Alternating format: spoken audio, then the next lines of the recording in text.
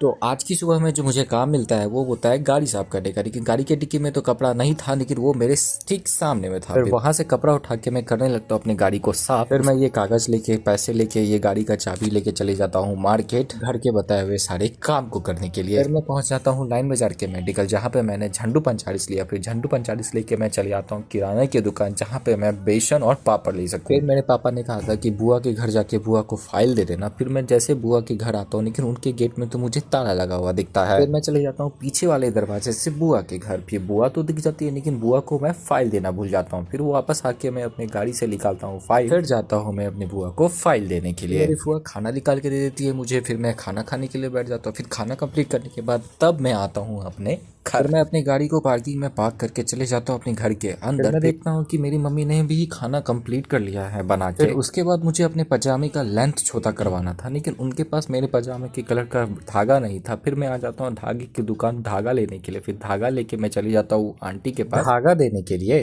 फिर घर आके मैं करने लगता हूँ अपने जूते को साफ। फिर सूखने को दे देता हूँ मैं अपने जीन्स को। फिर अपने करने लगता हूँ इस्त्री अपने शर्ट के बाद मैं हैंगर पे अपने शर्ट और जीन्स को रख के टांग देता हूँ रस्सी पे। फिर मैं अपनी नोट्स बुक को लेके चली जाता हूँ छत पे पढ़ने के लिए। फिर मैं पढ़ने बैठ जाता हूँ।